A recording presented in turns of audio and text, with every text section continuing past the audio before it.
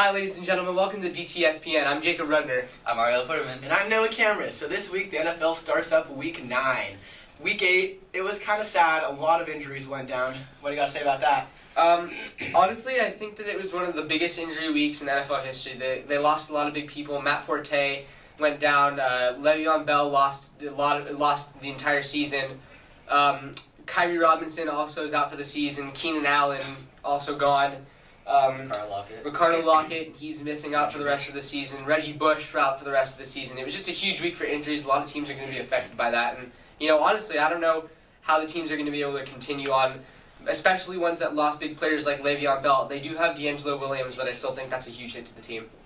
Yeah, and in other NFL news, people have been criticizing Kaepernick's playing lately, and the Niners finally decided it's enough. We're just going to give him a few weeks to recover, and they're going to start Blaine Gabbert this week. And also, for the Cleveland Browns, instead of starting the injured McCown, they're going to decide to start Johnny Manziel on Thursday night. And speaking of the Niners, they also decided to go out and sign Pierre Thomas after Bush and Mike Davis, who was their third string, after they both went down and Carlos Hyde is still out with an injury. So they went out and they signed Pierre Thomas. He's very explosive out of the backfield, great with screen passes. We'll see if the Niners offense, and maybe when Kaepernick comes back in about 1 to 2 weeks, we'll see if they can add him into the offense. Yeah, Pierre Thomas is a huge add to that team. I mean, he's a great running back. He was great with the Saints. And I also think that he's great on the pass. Yeah. He's a great passing running back. And, I think that he is going to be a huge help for that team. Speaking about the Niners, also, they made another move. They shipped out Vernon Davis to the Denver Broncos. It was Davis and a 7th-round pick for 2 6th-round picks. And, Vernon Davis is old. He didn't really fit with the Niners offense too well anymore. And, the Broncos, Owen Daniels, Virgil Green, I think it's a good move for the Broncos. What do you guys think about that? I think it's good for both teams because the Broncos got what they wanted, a good tight end and a leader in the locker room too. And the Niners, who have been struggling this year, they need draft picks, and that's exactly what they got.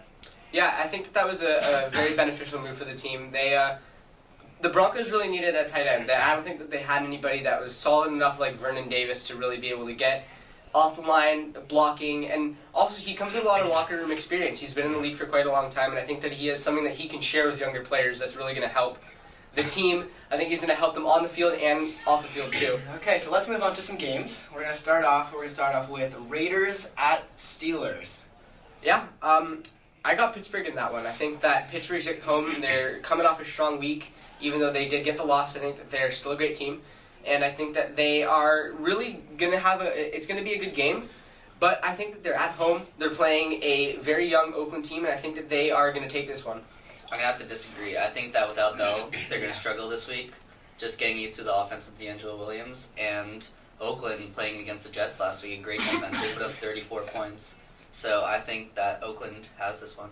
Yeah, but you have to keep in mind, though, that D'Angelo Williams in those first 2 weeks when he did not have Bell, he was an electric running back. He was one of the best running backs in the league, and I really think that he still has the capability of carrying this offense. Yeah, in those first 2 weeks, he led the league in rushing after them. And in week 2 against the 49ers, he dropped 3 touchdowns. So, obviously, he's shown that. With his days with the Panthers, he was a really good back. He was, highly coveted. Then he kind of fell off. But now he's back, and obviously it's sad that Le'Veon Bell got injured, but it's really given him a chance to open up for probably next year. He's kind of now auditioning for maybe a new team next year. Mm-hmm. So we're going to move on now. This is a big game. We got Peyton Manning returning to Indianapolis for Broncos and Colts. I'm taking the Broncos in this one. They're coming off an extremely powerful week against the Packers. That was definitely a game they weren't expected to win. They had the odds stacked up against them. They were playing a very good Packers team. Great defense, great offense, and they came out on top. Just talking about Packers-Broncos, you said that it was they were not expected to win. It's hard to put that into effect because, the Broncos, people say they were lucky. And yes, I did think the Packers would win it, but, you got to give the Broncos some credit that they're 6-0. They were 6-0. Everyone said that they're just getting lucky. Their defense is keeping them in, but then they showed. They dropped 29. Their defense only gave up 10, and they stopped one of the higher power offenses in the league. Absolutely, I think that said a lot about the Broncos, and I think that was it was a breakout performance, and I think that they had a lot to prove, and it was a humbling loss for the Packers as well. So I think that's going to make the Broncos come out swinging this week. Yeah, and Andrew Luck, he's had his turnover problem the whole year, and that's what the Broncos strive on, their defense. So I think that if Andrew Luck can maybe keep the turnovers down, then they actually have a chance. And, the one problem with Andrew Luck this year is that he's kind of forcing throws. He's not, just taking the sack or throwing it away. He's throwing it across the middle of the field,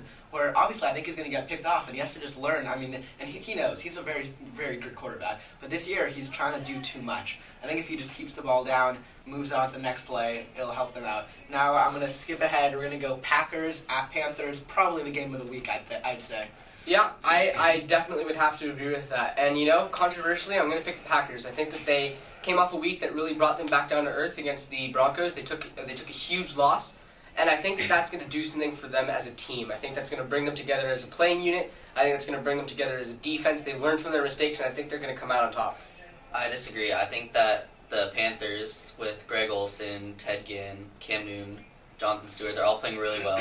The defense with Josh Norman, they're just controlling the league, and I think that they have enough to make it 8-0. I think in this game there's one X factor, and that's Eddie Lacy. Mm-hmm. I mean, yes, Aaron Rodgers, Randall Cobb, James Jones, Devontae Adams now back, they're there. But Eddie Lacy has not had a good year, and if he can somehow find a way to open up their passing game, I mean, right now the defenses are saying, we can stop Eddie Lacy. We have to worry about Aaron Rodgers. Yeah. But if Eddie Lacy can open up that run game and just move on, get the first downs, open it up for Aaron Rodgers, I think they'll be in really good shape in that game.